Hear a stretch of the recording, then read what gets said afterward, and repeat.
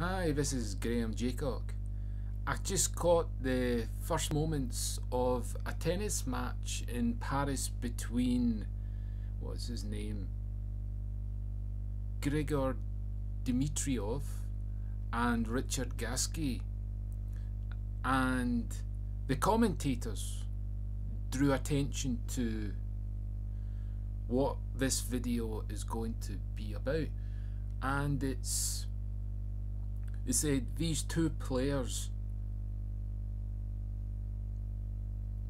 technically brilliant, and I love watching them, but they haven't successfully won any titles, major titles, and it's kind of a disappointment for the players. I mean, they're in their 30s now, and they've still got a few years left in, but it doesn't always look hopeful. But here's the thing, there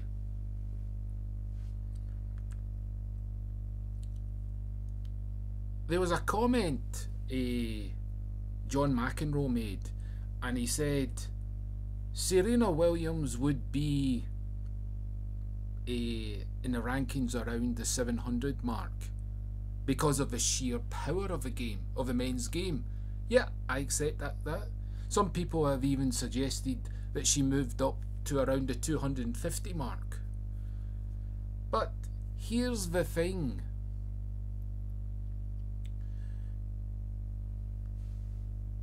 We have the law, okay?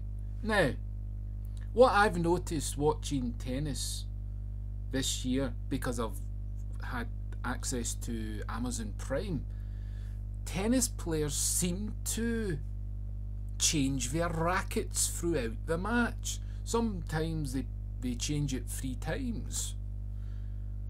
And I'm guessing it's to do with how hard they hit the ball, among other things.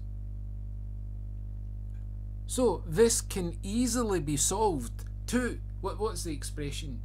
Killing 2 birds with 1 stone. Now,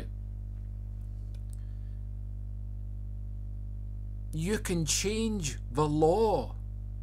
That is the purpose of the law. When you see oppression, right, and I'm going to get to that argument, then you introduce a law to address the imbalance. Now, any match, right, if you introduce this law, a tennis player can use only 1 racket, but this racket has to be seriously tested before the match begins, so you don't have any faulty rackets in the match. But this would put players in a level playing field when they're playing male against male, or as John McEnroe did not have any hope that a man and a woman could play tennis together as rivals, but the law could make that possible. Because I'm very surprised that the ATP, now,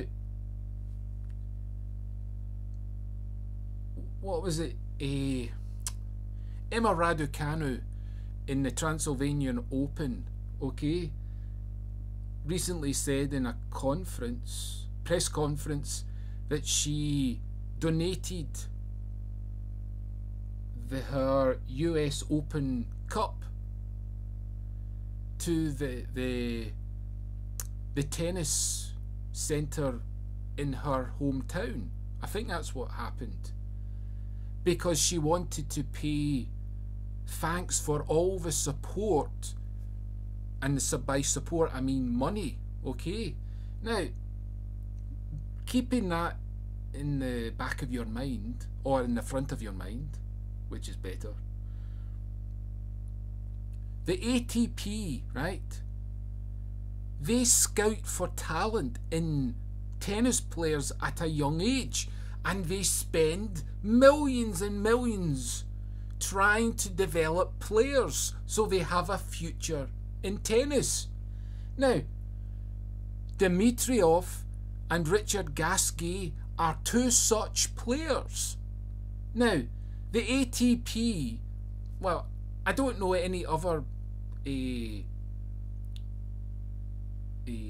board or whatever to accuse. I'm only familiar with the ATP, so if anyone wants to address the issue, they can. But at the moment, I'll just blame the ATP. The ATP cheated these two players out of an opportunity to win titles, because the ATP never enforced a one racket rule per match, which forces the game to be less about power and about tennis. You'll still have power, okay, but not to the extremes that... Because isn't it rather bizarre that the ATP go and say to players, I mean, you have steroids, right? And you say, we don't like cheaters. But the ATP has just cheated, I don't know, 900 players or so, or how many tennis players there are, okay, out of the ability to put in a good fight on the tennis court, because they've reduced tennis to a power struggle. You see, you condemn power struggles in businesses, don't you? You say you have these two business people and they're going about power struggle. I want that position. I deserve that position. Well, that's what you've reduced tennis to. You're letting the tennis players who are far more efficient in fitness and exercise to take the centre stage, when the tennis players who are less able to do that have the great tennis skills. Now, you can address that balance, as I said, if you introduced the one racket rule. You see, there would be no change in a tennis player's ability, contrary to what John McEnroe said. John McEnroe, and it doesn't make sense what John McEnroe said when he said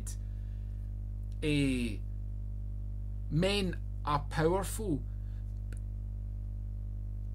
Men who are in a tennis match, right? It's one-on-one.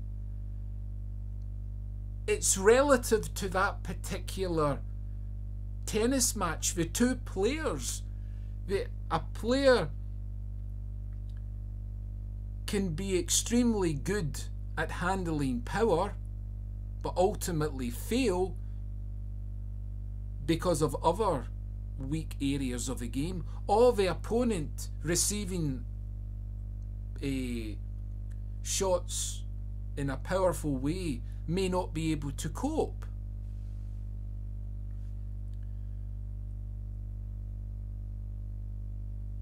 But this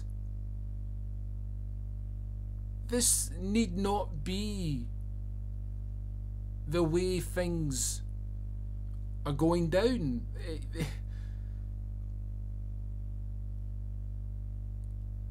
A player can be themselves on the court. At the moment, a player can't be themselves because of the racket technology. But we can still have the racket technology but we reduce the frequency of the racket technology being replaced in a single match, then the dynamics of the game will change. Because it would be interesting to see, because it would totally change the landscape of tennis players. You would see a radical shift of how players go about their matches. But anyway, I'll leave it there. Bye.